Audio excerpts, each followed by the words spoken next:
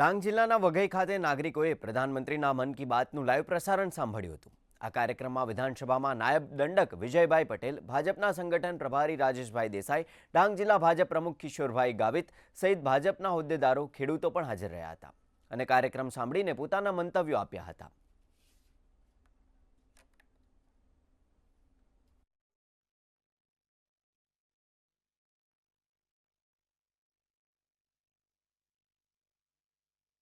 आज का जो एपिसोड था 124वां एपिसोड, ये बहुत बढ़िया था। मन की बात में माननीय प्रधानमंत्री साहब जी ने जो भी हमारे देश के लिए जो संस्कृति और स्वास्थ्य के जो कर रहे हैं, एक नया भारत की जो उड़ान है उसमें बहुत अच्छा काम हो रहा है। हमको बहुत खुशी हुई है और ये सारे जगत के लोग जो है ये हमारे प्रेरणादायी बन रहे हैं।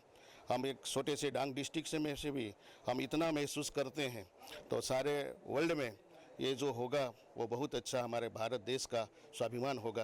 आदरणीय नरेन्द्रभाईની જે દીર્ઘ દ્રષ્ટિ છે વહીવટની, પણ એની સાથે સમગ્ર દેશના ખૂણાની અંદર બનતી જે કંઈક સાહસિક ઘટનાઓ હોય, ધાર્મિક ઘટનાઓ હોય અથવા તો કંઈ અચીવમેન્ટ હોય, નાના નાના વ્યક્તિનું પણ યોગદાન દેશની અંદર હોય, એને મન કી બાતના માધ્યમ દ્વારા ઉજાગર કરીને આવનારી પેઢીને પ્રેરણા આપવાનું કાર્ય કરે છે।